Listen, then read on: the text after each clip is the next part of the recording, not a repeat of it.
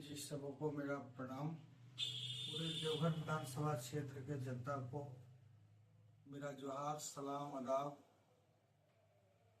और साथ ही साथ आप तमाम मीडिया बंधुओं को भी बहुत बहुत धन्यवाद। तो आप अपना बात को रखने के लिए हमारे पास आए, इसके लिए मैं आप लोगों को हृदय से बधाई देता हूँ, धन्यवाद देता हूँ। सर, आपका चुनाव चिन्ह और क्रम संख्या क्या है?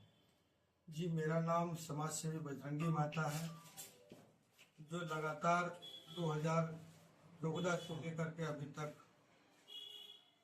सामाजिक कार्य कर रहे हैं। और मेरा चुनाव चिन्ह टेम्पू छाप है, ऑटो रिक्शा छाप, जो क्रम संख्या 6 पर। सर, इस बार जो आप जनता के बीच जा रहे हैं, कौन सा मुद्दा को लेकर के? देखिए, देवघर विधानसभा की जो मूलभूत सुविधा है वो अभी तक लोगों को नहीं मिला है, उनसे वंचित। उसके लिए हम चुनाव लड़ने जा रहे हैं। साथ ही साथ देवघर विधानसभा की जो समस्या है उसको हम लोग आज लगातार 15-20 वर्षों से महसूस कर रहे हैं, क्योंकि हम यही देवनगरी में पैदा हुए हैं, यहाँ खेले कूदे, पढ़ाई किए, देवघर में रहे हैं। तो देवघर के लोगों की जो दर्द है, उनकी भावनाओं को मैं समझता हूँ। और रही मुद्दे की बात, तो यहाँ शिक्षा, स्वास्थ्य, पेयजल की जो समस्या है और जिस प्रकार से यहाँ छोटे छोटे बच्चे आज नशा का आदी होते जा रहा है और अपराध बढ़ रहा है, इसको नियंत्रण करने के लिए हम चुनाव लड़ने जा रहे हैं। सर, आप किसी पार्टी से क्यों नहीं टिकट लिए? पार्टी से इसलिए टिकट नहीं लिए कि पार्टी चाहती है कि जो 2-4 बार जीत चुके हैं उन्हीं को टिकट।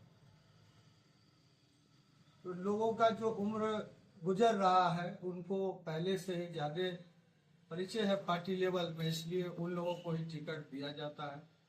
लेकिन जो सच्चा श्रद्धा और विश्वास के साथ जन सेवा करते हैं उनको टिकट नहीं मिलता है। आप क्षेत्र में जाते हैं, कैसा रुझान दिखाई दे रहा है जनता की? जनता इस बार एक तरफ जा रही है। किसकी तरफ? ये निर्दलीय पार्टी के तरफ जनता का रुझान है। और पूर्व से ही मतलब बजरंगी माता एक पार्टी का स्वयं रूप ले चुका है। निर्दलीय में भी एक पार्टी है आप? जी। जनता ऐसा क्यों सोच रही है? क्या करते हैं जनता के लिए आप? देखिए, जनता के लिए हम हमेशा सुख दुख में खड़े रहते हैं। और जैसे ये तो सिर्फ कॉमन है कि जितने भी प्रत्याशी है, जितने भी समाज सेवी है, सभी का कहना होता है कि हम सुख दुख में खड़े रहते हैं। आप उससे हटके क्या करते हैं जो कि आप निर्दलीय कैंडिडेट होके भी कह रहे हैं कि हम इस बार जीत दर्ज करेंगे? उसका एक ही कारण है कि हम जनता के लिए संघर्ष करते आ रहे हैं, आंदोलन करते आ रहे हैं, रोड पर प्रदर्शन करते आ रहे हैं।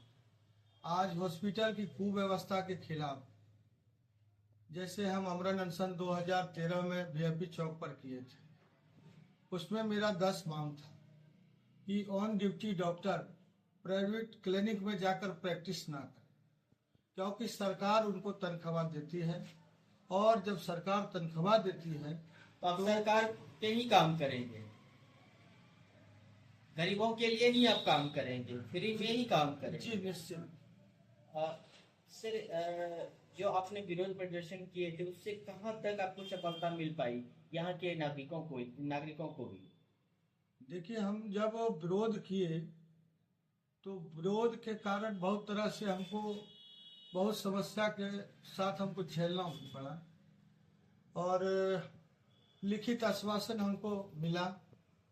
लेकिन उसके बाद भी जो यहाँ की सरकार में रहे, चाहे भाजपा की सरकार हो, चाहे कांग्रेस की सरकार हो, चाहे गठबंधन की सरकार हो, दोनों के जो यहाँ के जनप्रतिनिधि जो जीत के गए, तो उन लोगों का दायित्व बनता था कि जो यहाँ कार्य नहीं हो पा रहा है उसको कैसे करें, और जो यहाँ के जनता परेशान है उसके लिए हम कार्य कैसे करें। हम तो सरकार को आगाह किए थे कि ये सारे कमी है, उस कमी को आप सब मिल करके पूरा कीजिए।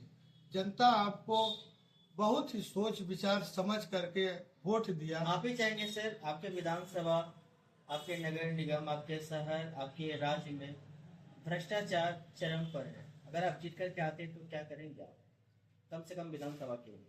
अपने देवघर विधानसभा को भ्रष्टाचार मुक्त बनाए, रिश्वतखोरी बंद करवाएं। और ये आज नहीं, हमको लगता है 10-15 वर्षों से, चाहे थाना जाए चाहे हॉस्पिटल जाए, जब हम किसी से 1 रुपया नहीं लेते हैं तो देने का भी अलाव हृदय नहीं करता है। हम ना रिश्वत लेना जानते हैं और न किसी को देना जानते हैं, न पब्लिक से लेते हैं न सरकार को देते हैं। आप इतना खर्च करते हैं सर, समाज सेवा में तो खर्च होता ही होगा, अपना भी खर्च है, कोई गरीब आ जाते होंगे, किसी की बेटी की शादी हो उसमें भी आप कुछ न कुछ सहयोग करते होंगे। आखिर ये सारे इनकम का सोर्स आपका क्या है?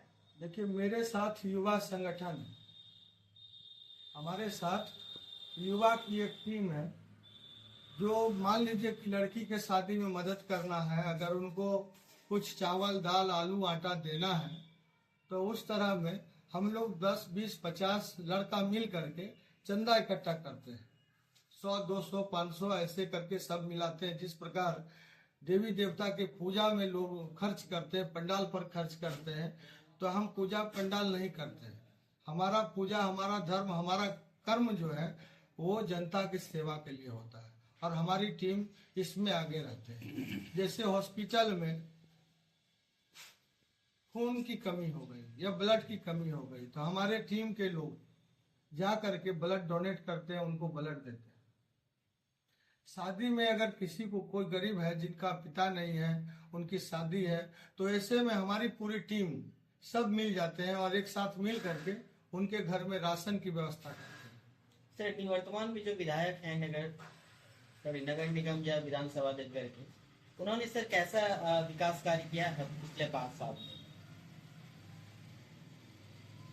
कैसे देखते हैं आप इसको? देवघर नगर निगम में भी किसी प्रकार का कोई विकास नहीं हुआ। 10 साल से आप विधायक रहे। कौन रहे, नाम बताएंगे?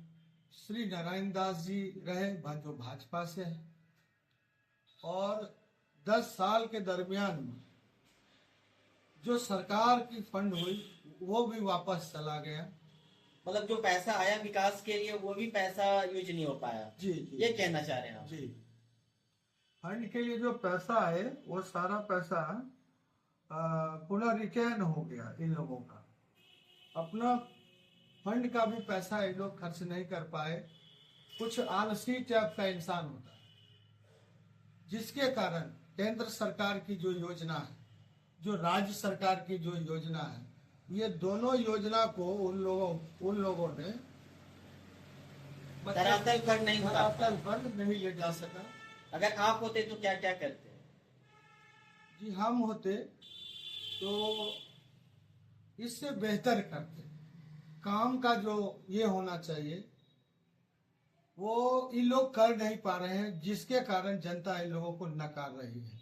आप इसके पहले पूर्व भी देखे होंगे कि आदरणीय सुरेश पासवान जी जो 3 टर्म विधायक रहे और 1 टर्म मंत्री भी रहे, लेकिन कि जनता के बीच में काम नहीं कर पाए। आज भी ग्रामीण क्षेत्र में आप चले जाइए तो कहीं आपको रोड, नाला या किसी भी प्रकार के उनके कार्यकाल में आप एक भी बोर्ड दिखा दीजिए कि माननीय मंत्री सुरेश पासवान, कहीं अगर मिले तो आप हमको बताइएगा कि पूरे राज्य में आप कितना बोर्ड लगाए। सर, दूसरा क्वेश्चन ये रहेगा कि अगर आप जीत करके आते हैं तो ऐसे 5 कार्य को बताएं जो कि बहुत जरूरी है विधानसभा के लिए। आप ऐसा क्या कार्य करेंगे जिस पर जनता आपसे जुड़ पाए?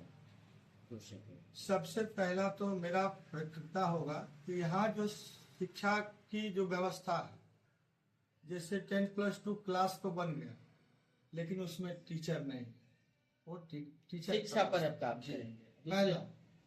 दूसरा जो है, यहाँ जो पेयजल संकट है उसको दूर करेंगे। गांव से लेकर के गली मोहल्ला शहर में घर घर तक पानी पहुंचाने का काम कर रहा है। दूसरा नंबर, स्वास्थ्य के बारे में तो हम बोल ही रहे हैं कि जो यहाँ सदर हॉस्पिटल में गर्भवती महिला जाती है, उनको हॉस्पिटल से जवाब दिया जाता है कि आप प्राइवेट जल्दी ले जाइए और जाके वहाँ इलाज करवाइए, यहाँ दिक्कत है। हम कहते हैं कि सरकार द्वारा सभी प्रकार का जो है डॉक्टर यहाँ उपलब्ध कराया गया है, बावजूद यहाँ क्यों काम नहीं होता है। तरह तरह के मशीन लगे हुए हैं, एक्सरे से लेकर के सारा चीज का मशीन अगर सरकार उपलब्ध कराई है तो उनका जनता को मिलना चाहिए। तो ये सब के बारे में यहाँ के प्रतिनिधि कभी आवाज नहीं उठाए, न कभी बात बोले।